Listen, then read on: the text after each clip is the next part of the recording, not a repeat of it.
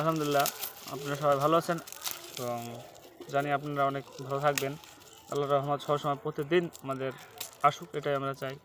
তো আমরা যে রসুন লাগাবো, এই যে রসুন, তো এখান থেকে আমরা যে দেড় বিঘি মতন রসুন লাগাবো। তো এই রসুন আমরা ভাঙা হচ্ছে, রসুন ভাঙার পদ্ধতি এটা হলো কিছু কোয়া আমাদের এখানে জোড় কোয়া বলে এগুলা। এর ভিতরে 4 থেকে 5টা কোয়া আছে, এটা লাগালে হবে না।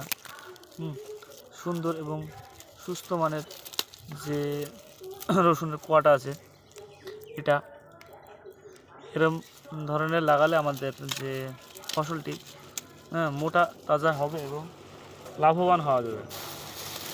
তো যারা রসুন লাগাবেন, তো আমাদেরকে কমেন্ট করবেন, আমরা দেওয়ার চেষ্টা করব ইনশাল্লাহ। তো সবাই ভালো থাকবেন। আলহামদুলিল্লাহ রাব্বিল আলামিন। আসসালামু আলাইকুম ওয়া রাহমাতুল্লাহি ওয়া বারাকাতুহু।